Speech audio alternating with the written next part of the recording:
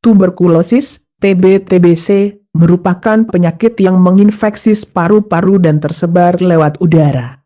Jika sudah diderita sangat kronis, TBC bisa menimbulkan batuk darah, demam tinggi, hingga kematian. Sedangkan batuk kerap dialami banyak orang sebagai penyakit musiman yang biasanya sembuh dengan sendirinya tanpa harus ada perawatan intensif. Pada umumnya, batuk biasa disebabkan oleh virus, polusi, asma, dan penyakit-penyakit lainnya.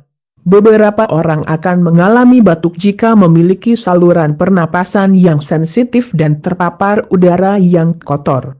Sedangkan, TBC disebabkan oleh bakteri Mycobacterium tuberculosis.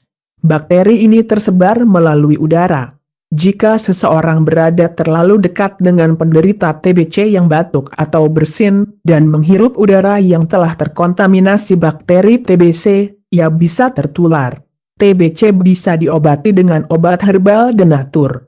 Obat herbal denatur mengobati TBC dengan menggunakan bahan alami yang sudah dipercaya dan banyak mengobati penyakit TBC.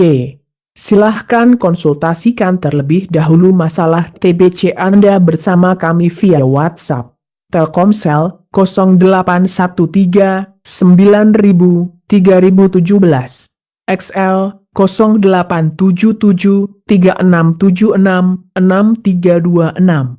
Indosat 0858 0255 2015.